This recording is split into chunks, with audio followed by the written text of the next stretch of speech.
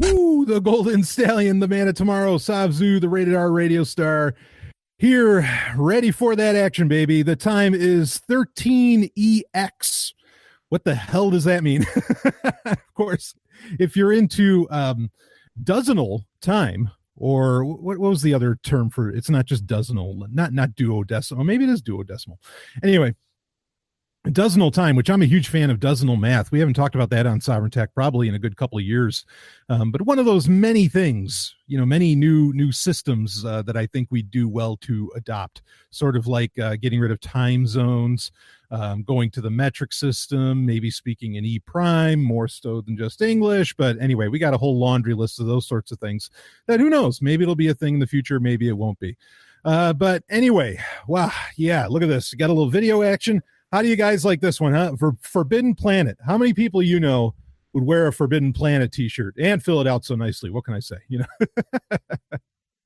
Anyway, pleasure, of course, to have everybody that's in right now. Of course, if you want to, you can just ask questions. This is your live Hangout Q&A. I'm not going to stand up too much because I might not be wearing anything besides a t-shirt. So, but you can ask your questions right into the YouTube live chat if you want, and I will look for it and get to it. I do have some questions that were preloaded that some people asked previously that they'd like for me to cover in this, and I may end up getting to those if no one starts speaking ahead of time. But I do want to say again, gotten a lot more since not since episode 285, which was the episode that just came out yesterday, because of course this is being done on July 8th, 2018. But the last week's episode 284, which was titled For Harlan, thank you to everyone who has also expressed their condolences after the episode and so on. I really appreciate it. So anyway, what's the time now? It's 14:03. If you're into, and that doesn't mean 2:03 like it would normally, but that's that good old dozenal math. So I have right in front of me is my Nexus 7. You can't really see it on the video, but it's just to the left or just directly underneath my camera, and I have that geek calendar clock. I've been using this widget for years now. And because it's one of the only, if not it's not the only dozenal math, quote unquote, dozenal math app for Android. There's a dozenal calculator that's available too that hasn't been updated in forever. But the Geek clock is the only one I think that does an actual dozenal clock, which is pretty cool. It does other clocks too, like a binary clock and all that, which I can read those. Those are a lot of fun, but I still have to get used to using a dozenal clock. I got someone in the YouTube live chat saying, hey, what's up? Yeah, what's up, baby? Love it. So a lot going on as far as Sovryn Tech goes. Been a very busy day on my end, and it's going to be busy as soon as this is over. And this will run for approximately an hour if you are new to listening and hanging out for the live Hangout Q&A. Again, do not hesitate to get your questions into the YouTube live chat. In fact, we just got one there. Are you ever going to, in fact, I'll just, I just read them. I don't even read them ahead of time. So this is as live and as raw as it can get. Are you ever going to bring back your history segment, like the tech history segment? Yeah. So speaking of segments, that actually kind of bleeds into a question or one of the preloaded questions that I got, and because it relates to what I think I'm going to end up doing as a new segment. But the history segment. So I have Wildcard, which kind of allows me to get into history, but I haven't really been able to take advantage of that as late. I've got a bunch of subjects that I need to get into on the show at some point. I had somebody ask me a question. I think at some point I just kind of offhand talked about Yetis. And I said, look, if you really want me to talk about Yetis, because I think that they were actually a thing, you'll have to ask me, otherwise, because I look for your interest. If you don't want me to talk about it, why would I take all the time, to explain my position on Yetis, right? Which sounds kind of crazy on its face. But then people did ask, hey, no, please talk about Yetis. And I haven't gotten to that yet either. There's a lot of history subjects that I actually want to talk about. So the tech history segment can come back. I do like the idea of just having the wild card segment where it could kind of be anything that I need it to be. So I do want to talk about a lot more history, and hopefully, throughout the rest of 2018, I can make that happen. And as far as like, when is there going to be a next best episode? One of those, those I might take advantage of talking about history during a best episode, which I have a lot of fun with. Of course, that's when it's Ellen, Stephanie, and I. And that's a term that you came up with, not one that I came up with. That's what people are calling those episodes. It'd be fun to like get into history with each of those, because we all like to talk about history together. So I think that it'd be cool to maybe do it then. It almost maybe is more of a guarantee to do that. But yeah, I do want to bring that back in. Now, as far as like what I was saying earlier, that this leads into one of the preloaded questions that I got. As far as segments go, I might end up doing for the next roundup. Next round of segments when I change it up, which is happening very soon. I might end up doing a virtual reality segment where it's all VR, because someone asked me the question to talk about.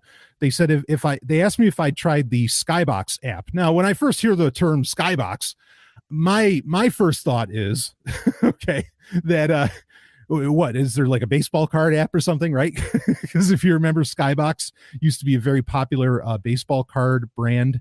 In fact, they're really popular because they had little holograms on the. I used to collect baseball cards. I cracked this joke a lot. I used to suffer from Mets fanitis, meaning I was a fan of the Mets. A little boy from New York. And anyway, like it had a little hologram on the, I don't know, like top left or top right of the card. And it was, Skybox is very, very popular for that. But anyway, no, Skybox is actually an app that, and I got another question in the YouTube live chat. I'll get to that in just a second. It's an app a very simple app that allows you on a VR headset. And I have the Oculus Go, which is the $200, or depending upon which model you get, $250 or something, headset from Oculus that is more or less standalone, but it does have to connect to an app on your phone or tablet. And and its main weakness is that it only has like 2.5 hours of battery life, but you could just leave it, you could plug it in and leave it plugged in if you really needed more than that.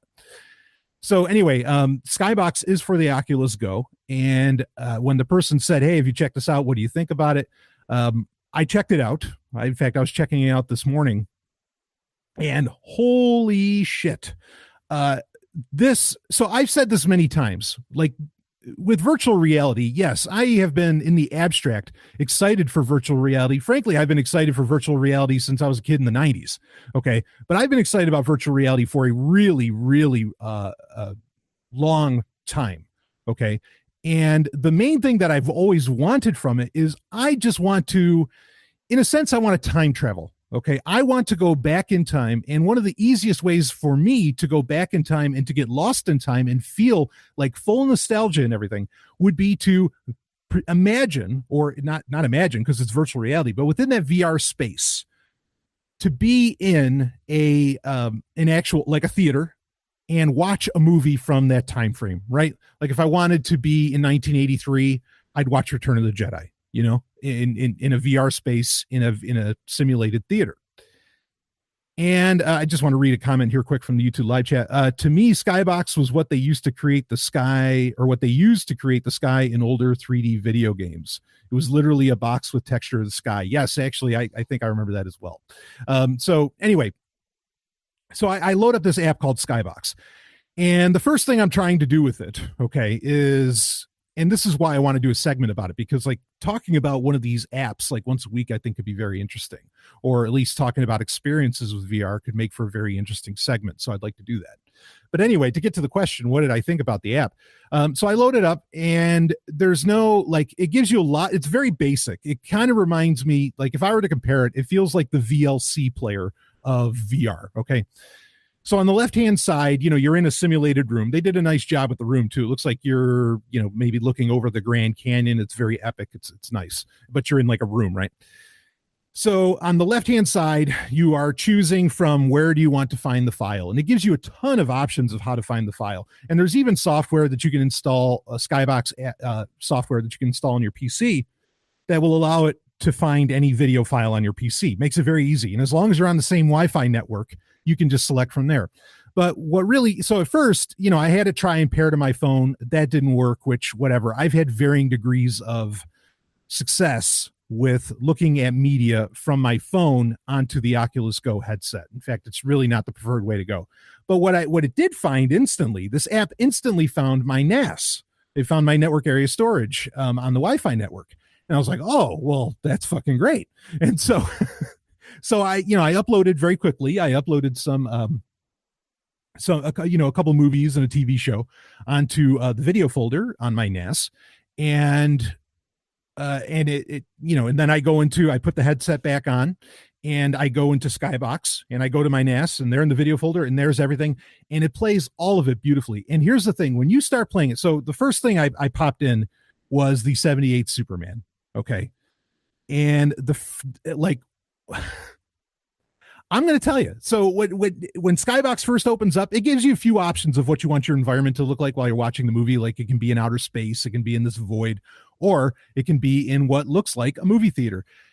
The movie theater looks impressively real. Like I am shocked, especially since it's the Oculus Go and it's not like the Vive or the Rift or, even Windows Mixed Reality. I am shocked at just how realistic this theater looks. And not only that, like the screen in front of you, okay, that you're watching the movie on will, like whatever the lighting is, like if it's a very bright scene during the movie, it will affect the lighting against all of the chairs surrounding you. And you're in this huge theater, in VR. And I was impressed as fuck. And it was everything that I've wanted one of these things to be. And at first it's not so intuitive to where like, wait a minute, where are the controls? Like if it's a file that has a bunch of different subtitles and stuff, okay, how do I turn off subtitles? How do I change audio tracks? How do I fast forward or pause the movie or something like that? It's not very intuitive, but all you do is you pretty much press any button on the Oculus Go controller and then the controls will, pop up in VR. And then it has everything that you want right there. Oh man, I almost broke into tears watching the 78 Superman. Then I did end up putting on Return of the Jedi. I also put on a episode of Star Trek, the original series, which was This Side of Paradise. And it was stunning. It was stunning. And it just worked. It looked right. Watching that, seeing it in a theater. It was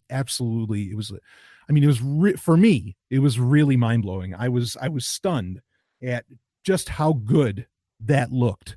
And the one thing that kind of takes you out of it, first off, yes, you feel the headset on you, even though the Oculus Go is fairly light. So I don't think you notice it that much. But you do notice that you have like a field of vision that is a little bit limited, right? The other thing that takes you out of it is that when you look down, you can look all around inside of this virtual theater, right? And you can see the chairs over there and everything. And the fact that the theater's empty, that kind of sucks, but I suppose that keeps you in it more than seeing very fake looking people. But the other thing that takes you out of it is when you look down, you don't see your pants, right? You don't see your legs or anything. You don't see your crotch. And so, that part takes you out of it.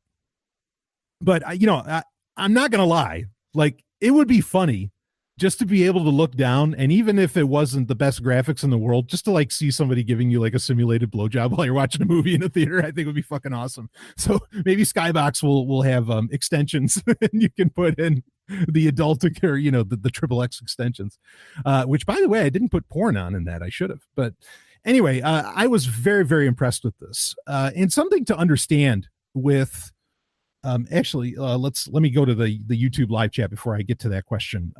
Let's see. Or here we go. It was literally, yeah. Okay. Here's the question. Would it be just being like a theater from the actual 1980s? Would there be people in the VR movie theater that are dressed up in 1980s fashion?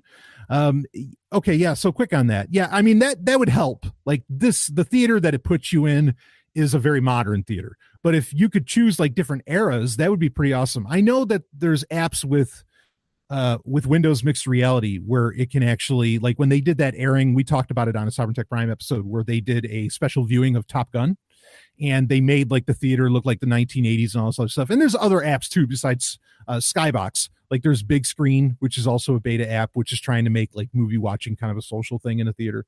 There's others that I'm sure might be able to do this, but Skybox really, what it did really fucking well. Like it did really, really, really well.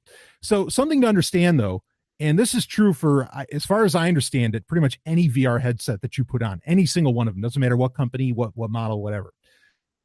there's no point to watching something that isn't, or that is greater, that has a greater resolution than 720p. John Carmack, who is somebody that I avidly follow and have been following for decades, but definitely follow on Twitter.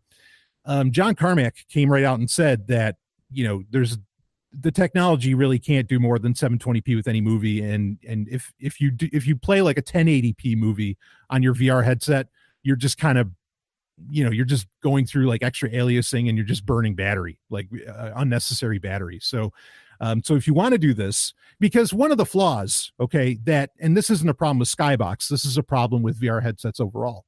One of the flaws that I've seen so far, or or at least with the Oculus Go, is that I can't play my Blu-rays on it. Like I have to rip the movies from my Blu-rays and then put them into it. Now, the advantage is that because I don't need 1080p, which is what Blu-rays provide, I can compress the file. If I rip from the Blu-ray, I can compress it pretty, to a smaller size, since it just has to be 720p.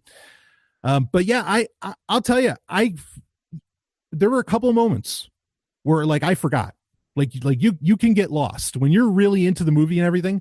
You can sort of forget that you're in a virtual reality experience. And I put on nice headphones and everything, even though the Oculus Go, it's the speakers that it has are brilliant because you don't know where the hell they are. But somehow they give you really, really nice surround and even simulated surround for being a part of the package. But of course it does have a 1/8 jack on the headset, and you can, you can plug in your headphones. And of course I have the nice, just recently got these. I haven't done my full review of them yet, but if you see them on the camera, these are I'll get a nice up close so you can see the Rock's Brahma Bull symbol, but these are the Project Rock edition headphones from Under Armour, and they have just beautiful bass in them. The nice thing about them is they're Bluetooth, but you can do a wired connection with them as well with a 1/8 jack. And so I could use those to, get really great sound, because those are not cheap. Those are really high-end headphones to be able to do that. And, for a moment, there were a couple times where like I said, you forget that this is VR, and you just get lost in the moment. And it's a really beautiful moment when it happens. So the Skybox app, highly recommend it. I mean, it's in, like, I think it's actually an alpha. It's not even really a beta. Of course, the difference between alpha and beta these days is kind of nil.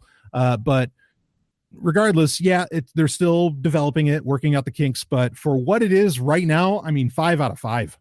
Like, it did exactly what I've wanted VR to do all this time, which is make me think that I'm in a movie theater watching a classic film, and that I'm there. And it just did that with aplomb. Like, I couldn't give a piece of software a better review. And if it's only going to get better, fucking A, that's going to be amazing. I even liked it when I got to watch it, I switched around the different settings where you can watch it like you're on a space station or something. That was beautiful. It's so cool. And I'm sure it's only going to get better. So let's see. Okay, let's look at some of the other questions here in the YouTube live chat. Let's see if anybody. No, okay. So let's see. I just read that there were some ancient Middle Eastern society that had swords made of carbon nanotubes. Yeah. Okay. So I don't know. I'm not sure.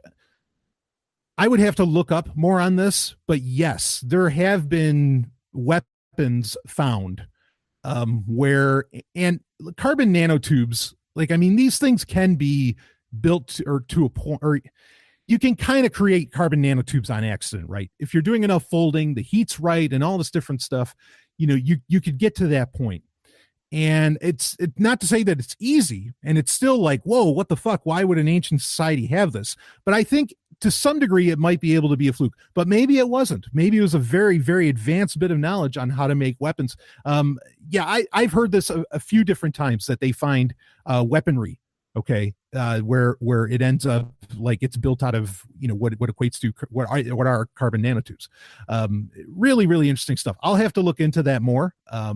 And because I think that's very fascinating. You can't, all right, I shouldn't say that. I shouldn't say you can do carbon nanotubes on accident. That's not exactly true, but there's ways that it can happen. Not to say that they naturally occur or anything like that. That's not what I was saying. That's a very complex subject.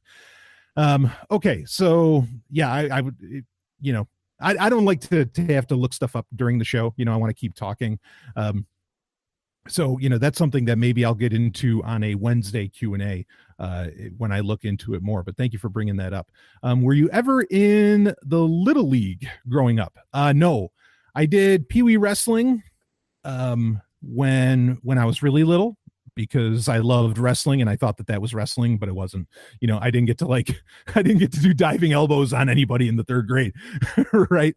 But I didn't do Little League, but I am actually a championship roller hockey player.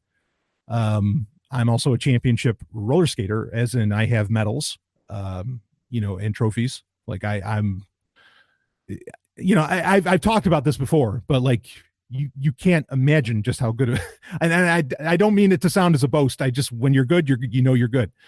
You can't imagine how good of a roller skater I am, and it's with quads. But yeah, I did play roller hockey for quite a few years, and I even got to go to Germany and rock out some stuff with the German teams over there. Roller hockey, again, on quads, not on rollerblades. Rollerblades, anybody that's really into roller skating, they generally don't take rollerblades very seriously. That was just part of the extreme sports thing in the 90s. And because they were better on being off-road than having to be in a skating rink. So that's why they were kind of popular. But around the world, outside of America, because there are places outside of America, I know that surprises people still to this day. That planet Earth isn't just America, but in Europe, roller hockey, again, with quads, kind of the skates you see disco people using in the 70s and all that. Roller hockey was the number 3 most popular sport in the world. It's just under soccer. Okay. There's other weird sports in Europe too. There's a cycle ball, and it's exactly what you think. It's a bunch of guys, what looks like in a basketball court. Okay. That and it's an exciting fucking game. I mean, I think it's more exciting than highlight. A lot of people talk about how highlight is really this amazing thing. But cycle ball, it's just a bunch of guys on what looks like a basketball court, and they're all on 10-speed bikes, and they're literally knocking a ball around. It's like soccer with 10-speed bicycles.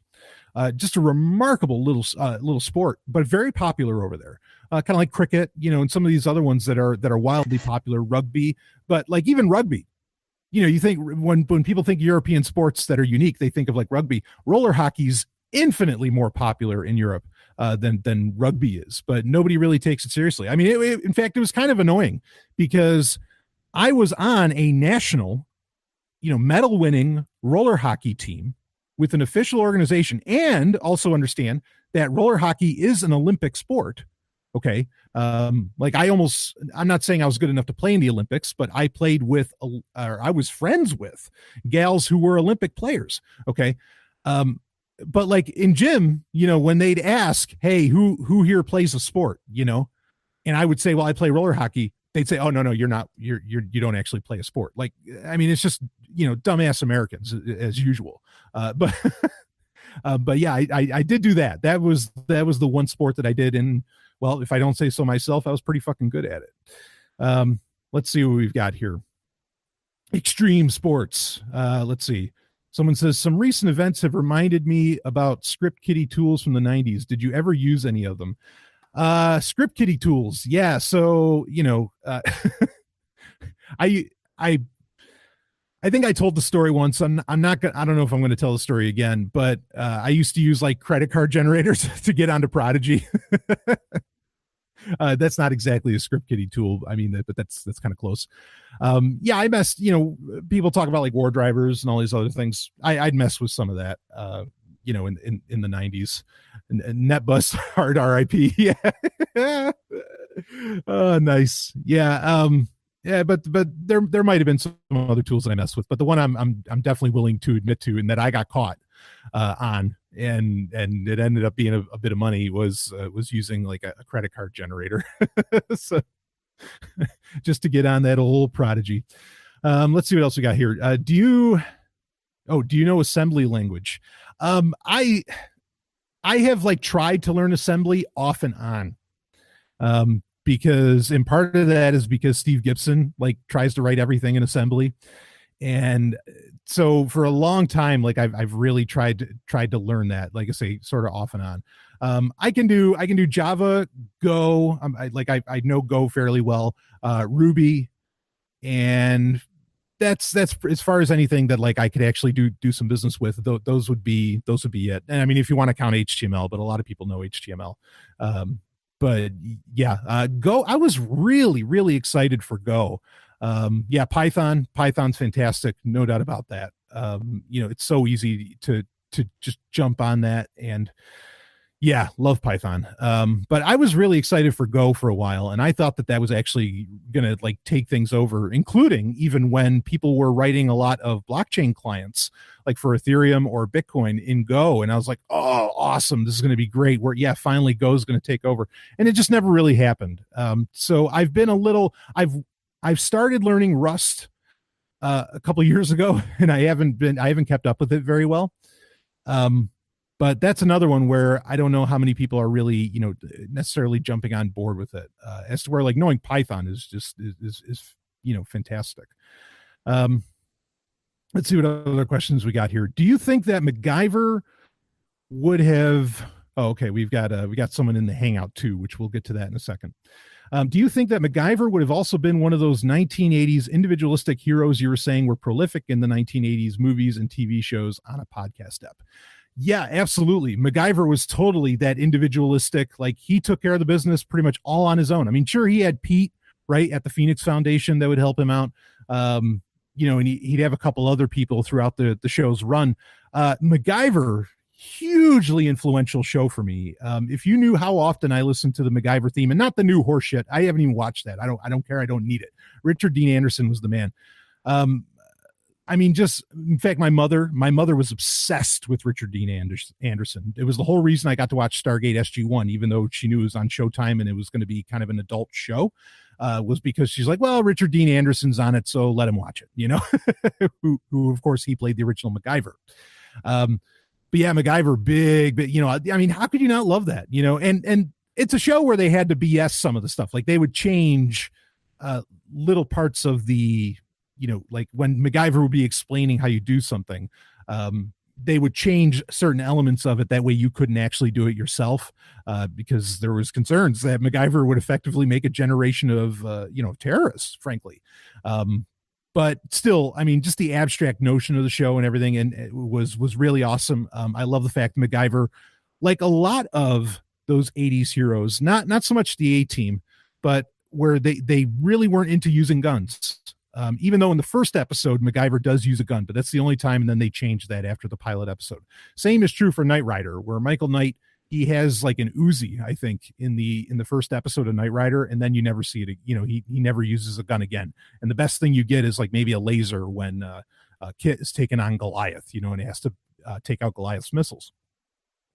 So yeah, MacGyver, another very influential character, and another one of those, one guy can take care of the business, and then I mean, like with Knight Rider, that was the whole message. One man can make a difference, right? Wilton Knight, that was literally the message of Knight Rider. One man can make a difference. So super individualistic.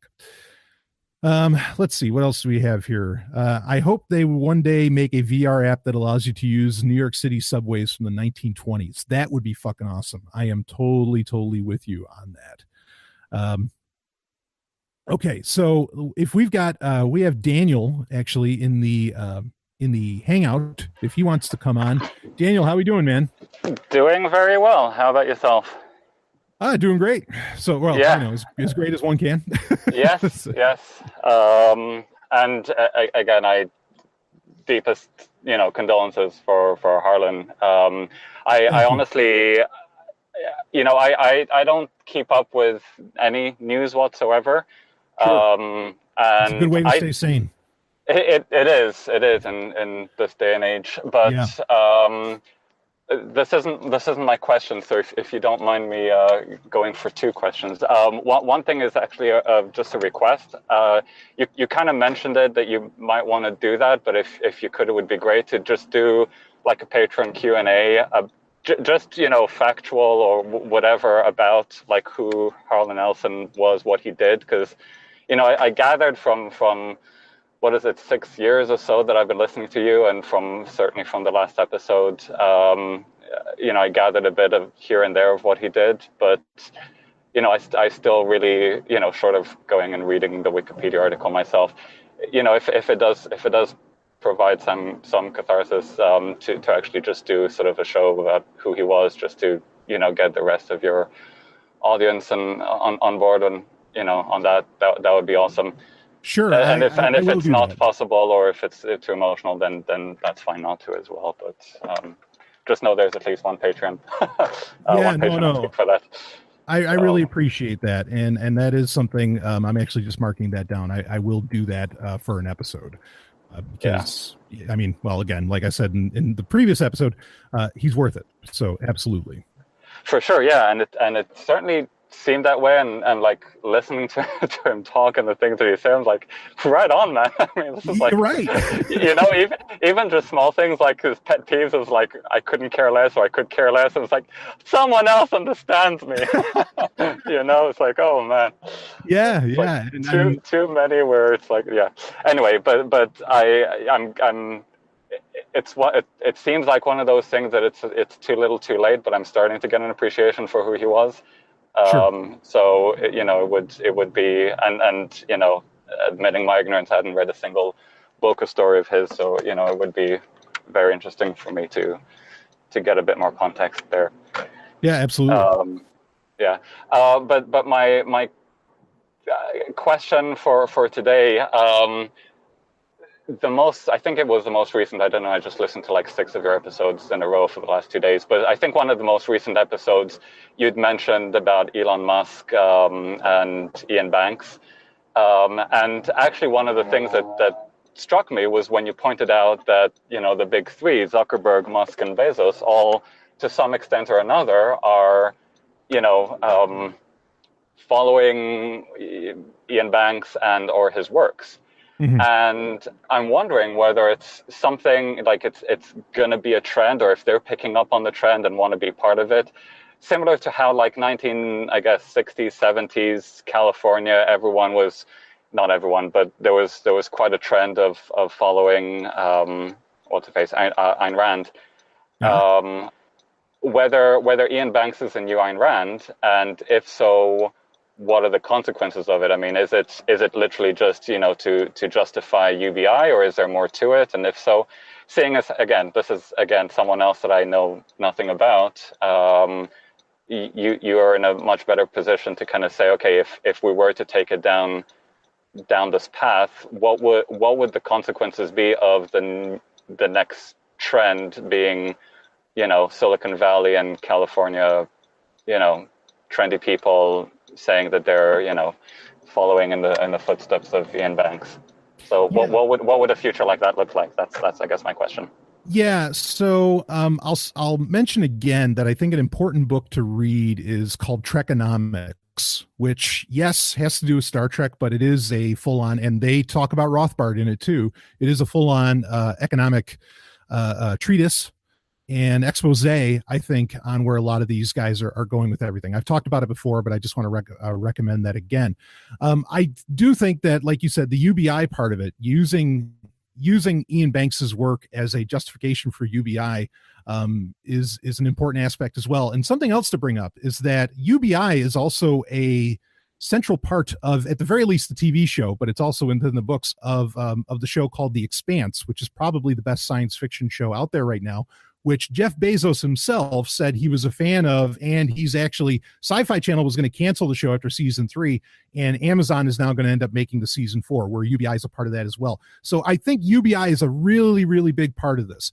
The other part of it, though, is that in a major element within the Culture series is artificial intelligence, and artificial intelligence actually running the show, or running, being, for lack of a better phrase, being the government, being the authority that humans ultimately answer to and let handle everything. So I think that would be a big part of it too, is that AI ends up, and not that that's a new idea, AI ends up running everything.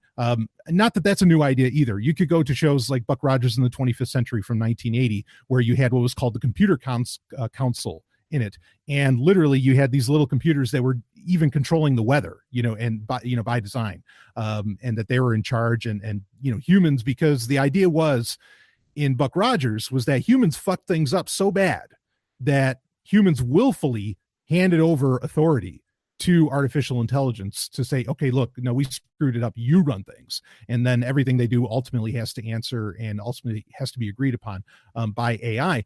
And so for Zuckerberg to be so big, particularly Zuckerberg to be so big on the culture series, I think that may be more where he's pointing, is that, you know, we want AI to actually to run everything and to run the, you know, the hum. I mean, because AI and UBI, you know, like both of those things, I think for one to even dream of working, which I don't think UBI can, universal basic income, for those that don't know, you're going to, well, like I've said in previous Sovryn Tech episodes, you know, civilization, almost every civilization we have has been built on top of a slave class of some kind. And that slave class, you know, AI could just as easily be that slave class, even if really, you know, at the that's a matter of perspective. Like, is the AI actually running things, you know, and humans are the slaves, or is it the other way around? And, you know, do you even realize, you know, it's like what a lot of libertarians say today. Most people don't realize that they're actually slaves, you know, because they pay taxes and blah, blah, blah. It's just a very comfortable slavery or something. You know, I mean, one could, that's all differing perspectives. But I think a future that we would be looking at as far as what these guys want and why they're talking about being utopian and going with Ian Banks and everything, is that combination of, yes, there'd be UBI, and everything would more or less be run ultimately by, you know, by an artificial intelligence.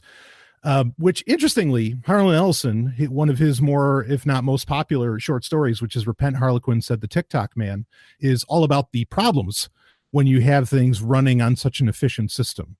And it's all about this prankster running around and, you know, pretty much fucking with effectively the timetables that the TikTok, they call him the TikTok man, because, you know, everything has to run on time. This is how civilization works.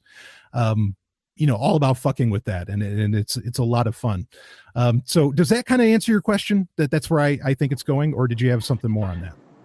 It does, and it also gives me a great first first story to read of Harlan. So yeah, definitely two birds with one stone. Nice. All right.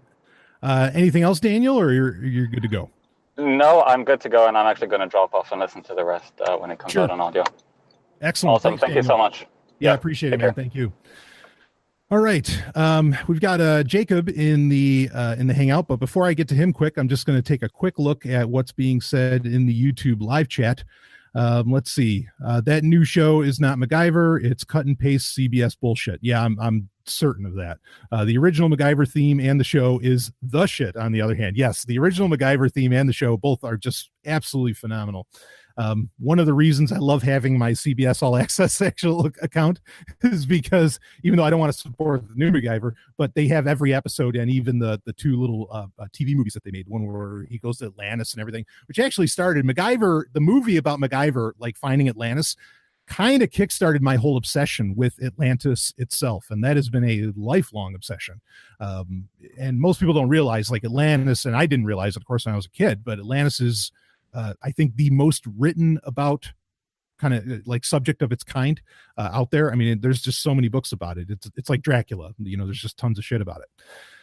Let's see. We lost Ditko this week too. Yeah. Steve Ditko, man. So Steve Ditko, certainly, I mean, this is the guy that made Doctor Strange. This is the co-creator of Spider-Man. I think they said he was 90 when he died. When I read the story, that very sad. Steve Ditko, absolute fucking legend in the comic book industry, in the comic book business, and you know, certainly worthy of getting at the very least a mention by me, no doubt about that. So yeah, well said. Wondering who number 3 is going to be, meaning like all deaths happen in threes. Fuck, it better not be Shatner. I no. I just can't deal with that. Let's see, another one. I had no idea, referencing Harlan here, I had no idea who he was because I was never really into sci-fi. After that Prime episode, I'm really intrigued. I'm honored. I'm glad. And I do hope you enjoy his work. Like I mentioned to Daniel, Repent, Harlequin Said the TikTok Man, I think it's a great first story to get into. And especially because I think that's one that can really appeal to anarchists. You know, as much as I'm a guy that really goes by the clock, I go by my own fucking clock. Okay. So I don't like having to pay attention to other people's clocks. But Repent, Harlequin Said the TikTok Man is just tremendous. If you get, there's the compilation called Troublemakers, which has some of his best intros to his stories. and talks about the importance of paying attention and everything. Troublemakers, I think the last story in Troublemakers is Repent Harlequin, said the TikTok man. So that might be a good compilation to get your hands on if you want to read that. Where's Frank Herbert when we need him? Yeah, Frank Herbert. Of course, the classic line from Frank Herbert, which I'm guessing, actually it's Robin, the co-host Robin, who's in the YouTube live chat there. Frank Herbert, famously said in Dune, men built machines, but then to rule, but then the machines ended up ruling them. I forget exactly how the quote goes, but it's a beautiful quote warning about building machines to handle the jobs of humanity, or building computers and AI to handle the jobs of humanity. Let's see. What was your impression of the Culture Society in the first series of Ian Banks? I mean, with the Culture Society in general, well, maybe I should get to, let me get to Jacob here, who's patiently waiting in the Hangout, and then I can maybe talk more about the Culture series, because I think it's something we're going to, like I've said, science fiction, okay, is one of the ways that we understand it. Like, it's literally a mental exercise. I say it's the most important genre out there because I think it is a mental exercise that allows us to adapt our minds, because we're, playing with, we're kind of wargaming or, gaming the future, like figuring out, okay, what can the future look like, et cetera, et cetera. And that takes shape as, when written down, or in some other medium, take shape as science fiction. And it's a way for us to handle the rapid pace at which things change. And I think there's a reason that science fiction rose to such prominence in the 20th century, because technology was changing so quickly that we needed science fiction, and very intelligent people needed to write science fiction, right, to just make sense of the world around them. So science fiction is a very important mental tool. Yes, it's fiction, but at the same time, it is an exploration of where these things can go, and it is an expression. Unless it's like space opera, Star Wars isn't exactly going to be, that's not like predicting the future or anything like that. But real science fiction is definitely it's a logical exercise. It's an exercise in logic. It's an exercise, and it can be in emotions too. But anyway, Jacob, are you good to get on, man? If not, I'll keep reading. Oh, there we go. Woo, man, I can see that T-shirt from here. What a beautiful T-shirt, brother. Oh, I'm not getting your audio for some reason. So, but he's wearing, all right, he dropped out for a second. He's wearing a Sovryn Tech T-shirt. I could see it. That's fantastic. That's about the only thing cooler that you could wear next to a Forbidden Planet T-shirt like I have on. So, okay, Jacob's back in. Go for it. Talk, baby. Everything's frozen for me. Oh, okay. All right. Now you're on. Now we can hear you. Okay. Cool. What do you got, baby? For a second there. Oh, sure. Like Daniel, I just wanted to offer my condolences about Harlan Ellison too. That was that episode was tough to listen to, but it's tough to record. I appreciate that. Sure, thank you. I'm honored by that. Go ahead. I will say I never wanted to pronounce Neanderthal more like Neanderthal than I did after hearing the clip you played of him. Oh yeah, where he's like, no, it's like, you idiots, it's Neanderthal. yeah. So it was perfect. That's he's definitely the inspiration for me, being kind of a stickler about that too. But anyway, but like I said, it made me want to pronounce it the old way. So he had the opposite of the intended effect. Right. Yeah. Well, he'd appreciate that, you being being not falling prey to his his badgering. But anyway, go ahead. I was, I mentioned the Elon Musk thing to you on Twitter a few weeks ago, and I was wondering if you were ever going to come back to it. So I was happy to see that you had that as the whole main story today. Yeah. So I was just going to talk a little bit more about that and what you were talking about with Daniel, and about the conversation between you and Daniel. You brought up how Zuck might want to use AI to run things like they do in the culture. I've been listening to this podcast recently. It's called Voices in AI. It's hosted by Byron Reese. I don't know if you know the name. No, but I'm going to check it out. I'm marking it down now. Okay. Anyway, he talks to people in the industry, people who are doing AI work, and I'm becoming more and more convinced that we're very far away from any kind of artificial general intelligence. Right. And this is, and this is coming from people who work, like I said, work in the industry. So if Zuck wants to run the world on AI, I think we're just going to have a bunch of shitty algorithms to put up with. Unless he's an AI, but no. Yeah, that's true. Yeah. If he's the one that's, if he's been hiding. Right. Yeah. So, I of course agree with that sentiment. I'm definitely in line with guys like Jerry Kaplan and others thinking that we're so far away from anything like Skynet, any artificial general intelligence. I think Silicon Valley believes that they're getting close. But at the same time, like when you actually get, like Bezos, Zuck, all these guys, like we were talking about with Elon Musk on episode 285 of Sovryn Tech. I mean, this guy runs his business like a dictator, right? And he doesn't know what's really happening on the ground. Just like I think that might be also true for Bezos and Zuck, where they don't really have a good idea of what's actually happening on the ground.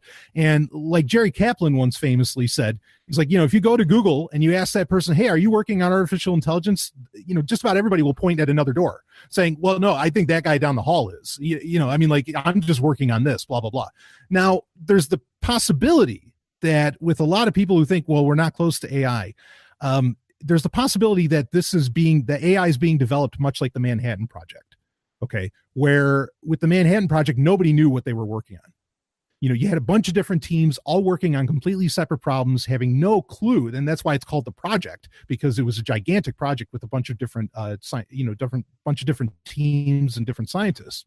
Very few people had the big picture of what they were actually working on. So there's the possibility that much like the Manhattan Project, which, is what we end up with, weapons of mass destruction, that AI could be in development, but nobody really realizes that they're building all these different pieces of the puzzle, and that there is like, a very small group of people that know how it's all going to come together, and then finally it'll come to fruition. That's a possibility. I don't believe that that's happening. If it is, even if it is happening, I don't think that it's actually going to work, personally. But I do think that this is what they're banking on. Just like I don't think UBI works, but that doesn't mean they're not going to try. And so, yeah, that's kind of my thought on that. What did you have anything else, Jacob, on that? No, not really. I mean, I kind of agree that, yeah, it could be a possibility, but from the available public data, based, like I said, based on what these people who are working on it are saying, it doesn't seem like we're anywhere close to having some kind of conscious AI that a lot of the, the Kurzweil singularitarian folks are, thinking about. Yeah. And again, that's a guy who gets he like everybody says, oh, but he was right. He's been right with Kurzweil specifically. They massage that. He's been wrong. If you actually like read his whole books, he's been wrong way more than he's ever been right. But this is important to bring up too. Like even, companies are backpedaling on these, on algorithms.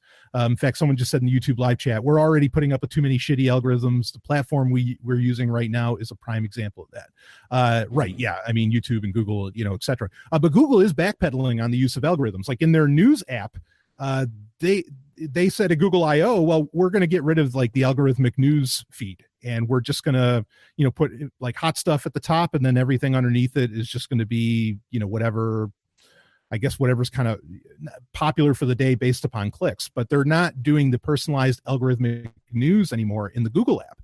And I mean, that's a huge step back from what they were doing. And of course, I mean, people can look at Instagram. Everybody universally agrees that algorithmic Instagram is just a clusterfuck and just one of the worst ideas ever.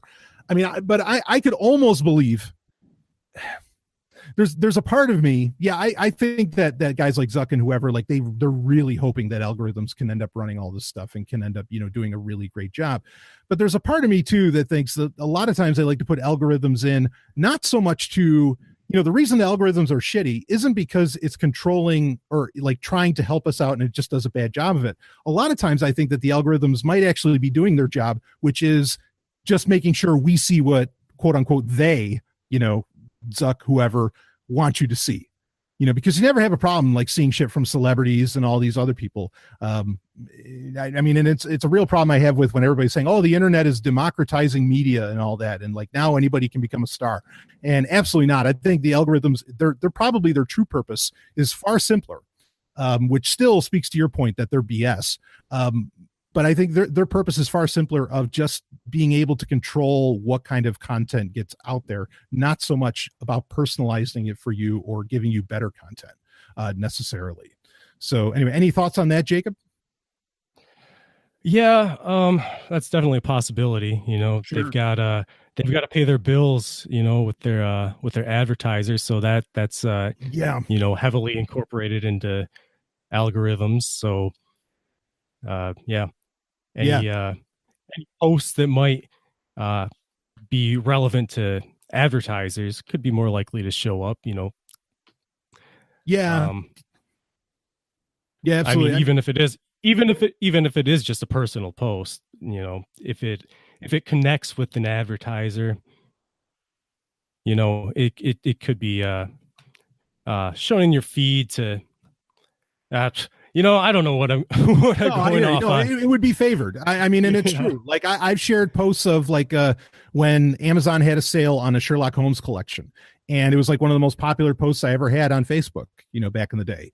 And yeah, so it was getting shown to a lot of people because of it, probably. Yeah, so. Exactly. And that's kind of my point, is that I think people don't realize or my opinion anyway, I think that a lot of this algorithmic control of feeds and everything, on the internet isn't about serving you better ads. It's about serving you the ones that they want to make sure get out there or that get paid the highest dollar for or whatever.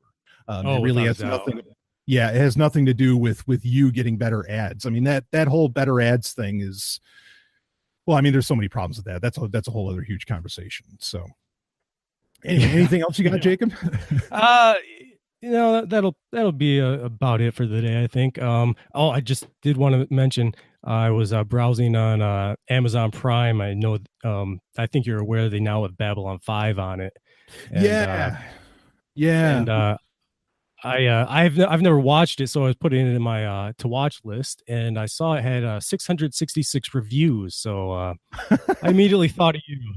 I posted it in the Patreon community tab as well. So yeah, I caught it. That's fantastic. 666. I love it. Yeah. Another one of those things, where like, I mean, Amazon is seemingly with their, Prime Video, they're really trying to have that control of, they're becoming almost a sci-fi channel in a way. And I think that there's purpose behind that. But anyway, right on, Jacob. Appreciate it, man. All right. Take it easy. Yeah. So let's go to the YouTube live chat. Got a bunch of stuff in here. Let's see. I want AI to do most of the mundane tasks humans do now, so humans can be free to pursue some leisure activities. Yeah, I mean, I think that that's kind of the ultimate purpose of what they're thinking of, which is also why they want to go with the UBI, right? They being, Silicon Valley execs and whatever else, is that they think, I mean, it's like if you ever saw the Animatrix, okay, which was the prequel, a set of prequel short films for the movie The Matrix. You get this idea of like, there's a point where they talk about the origin of like the machine revolution and how humans ended up in the Matrix in the first place. And it all came down to is you had a bunch of robots that were tired of getting, being the ones to have to clean the toilet, and that's kind of an important concern to have, is that, and I've said this many times. In fact, I've said this for so long before there was a Sovryn Tech and I was only on Pork Therapy with Stephanie, right? Back in the day, I would bring up, I'd say the instant that a piece of software or, something that's been programmed, the instant it does something outside of that programming, you better pause, you better stop, and you better start asking some fucking questions, because you might have just created life. You might have some biodigital jazz on your hands. Okay. So that, that we got to be that careful, and we got to pay that much attention, to a lot of this stuff. But yeah, I think that's the direction that they're going, is that they don't want you to have to worry about a lot of this stuff. And look, I can be sympathetic to kind of the points that they're bringing up, right? Like to be entrepreneurial, okay, and really today, you know, to make it, you kind of have to make your own job in a very real way. Not to say there aren't corporate ladders still to climb. There are, you know, but I mean, if you want to like make it big, you know, you want to find your niche, become an entrepreneur. And all, you know, I'm not saying that doesn't work. It does. But to be an entrepreneur, you got to be creative, right? And it's very tough to be creative when, you know, you don't know where your next meal is going to come from. So the idea of giving everybody kind of this basic income, like I mean, I get the arguments. I just don't know that the economics are going to work out, you know, as they plan. They're not. These people are not as smart as they think they are. Let's see, another comment here. Many software engineers and physicists started out as sci-fi fans. Absolutely.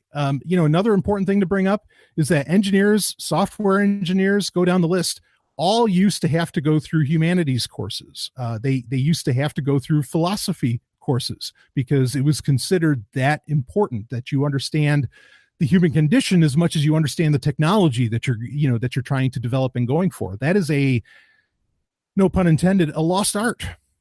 You know, that software engineers, computer scientists, and others don't have to go through those philosophical courses anymore. It's really a pity. Let's see. We're already putting. Oh yeah, I read the one about the too many shitty algorithms. That's for sure. Do you put? Here's another one. Do you put Jordan Peterson and Nathan? I'm guessing Nathaniel Branden on the same pedestal when it comes to promoting self-help? No, not at all. Nathaniel Branden, who I completely recommended his books without reservation.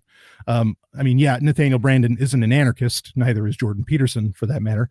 But regardless, 6 Pillars of Self-Esteem. I mean, you know, all the sentence stems work and everything. I'm a huge fan of Nathaniel Branden. I think he did. And he has one of my favorite quotes. And I think one of the most important quotes in perhaps in human history, which is, in order to think clearly, we have to feel deeply, meaning that if you want, you want to have all that logical thought, well, you got to have your emotions, know that your emotions are your compass within that. I mean, that's a very basic, extrapolation on what he was saying.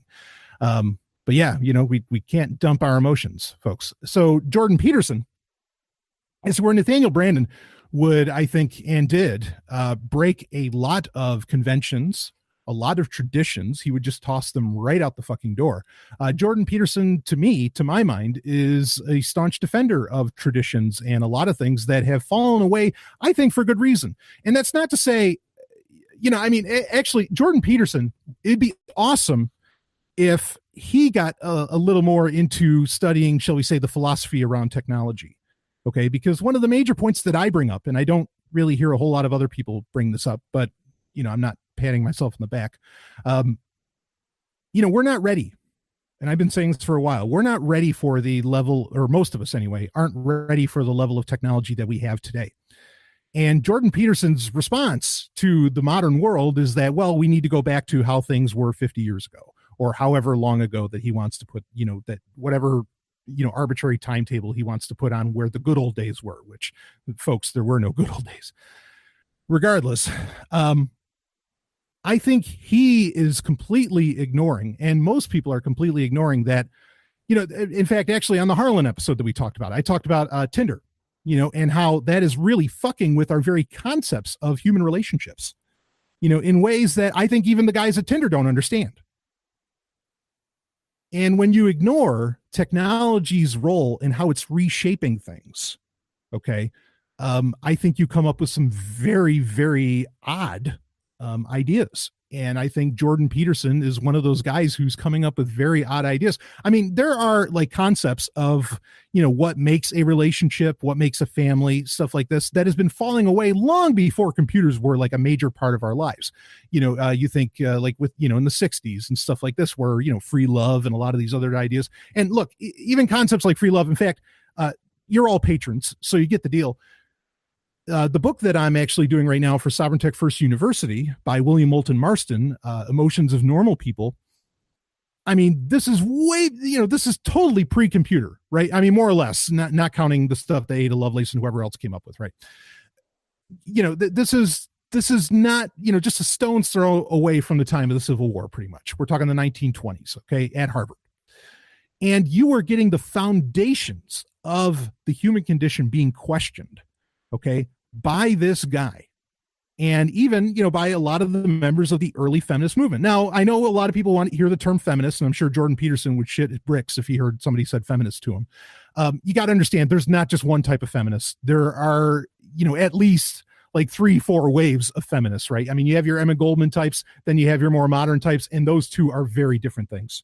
I mean, they really are. When I say that I'm an ally to feminism, I am way more in your Emma Goldman camp, like all the way. And I've said this before because, I've never shied away from the term feminism, even in the first year of Sovryn Tech. Now we're 6 years later. And I had people ask me like, hey, what the fuck? What do you mean you're with this term? This is crazy. And I was like, the importance of feminism is that it was the first ideology that questioned like everything of what it means to be human. And I think that that's so important.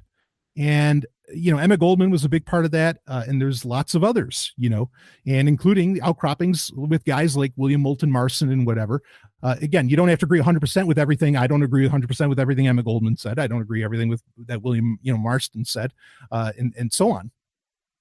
But point being is that, before computers, you had people questioning like everything that it means to be human. So while technology, my point in saying all this is that while technology today is changing the way that we interact and changing the very way that we think, okay, and doing so in ways that we don't completely understand and in ways that I don't think we're ready for.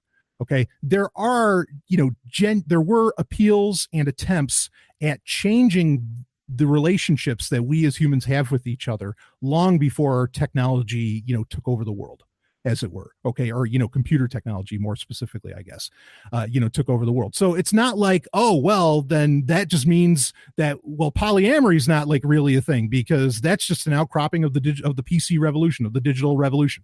No. It existed long before computers. Okay. And these kinds of questions were coming up. And so that's kind of I guess my problem with where Nathaniel Branden would embrace, well, actually he did embrace polyamory, but where Nathaniel Branden would embrace, the throwing away of traditions, I see personally Jordan Peterson as a defender of them. And there's a reason that he says, like, it's so funny because his logic is, he says, traditions are traditions for a reason. Well, that sword cuts both ways. Traditions aren't traditions anymore for a reason too. And that's the thing is that, now, individuals have become so empowered by so many different things that have happened, be it social movements or tech or lots of other things in the past 150 years, that in so doing, they're really able to express themselves finally for the first time, and they don't have to think about the community so much, and they can really genuinely be themselves. And so again, when you say, well, traditions are traditions for a reason, well, traditions are no longer traditions for a reason too. And it all comes down to personal preference. I mean, traditions, the very concept of traditions really shouldn't even necessarily be a thing because everything is case by case and everything is accepted by the individual. I mean, because Jordan Peterson treats traditions like there's some kind of ethereal thing that's like all hanging above us. And if we don't accept them, that we're going against the order of the universe or something. That's utter horseshit. The only time you're going against the order of the universe is when you're, not paying attention to your own needs.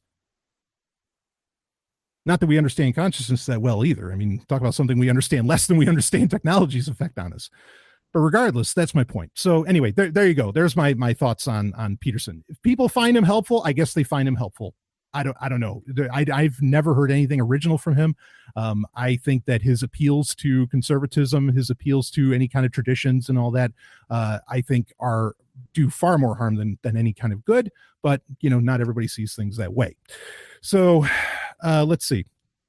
Someone says, in fact, we got to wrap this up here. We're just at past 5 o'clock. I consider 19th century prostitutes to be unofficial, unconscious feminists. And yeah, sure. Yeah, I'm absolutely. I mean, prostitutes. Well, if you read like Thaddeus Russell's Renegade History of the United States, that's a tremendous read that talks about, amazing things, honestly, that prostitutes were doing like in the 19th century, right? Or you can even go further back, you can go back to the Maypole and, look into the origins of that. And you just had all kinds of wild stuff going on. I mean, a lot of these concepts, again, that Peterson's railing against, okay, like these tradition or, these anti-traditions that he's railing against, have been in play for well before his good old days that he wants to appeal to. It's not like this stuff just happened in the past 20 years. It's been happening for the past 200, if not more. In fact, a great guy that I just love, Jake DeSillis of The Voluntary Life.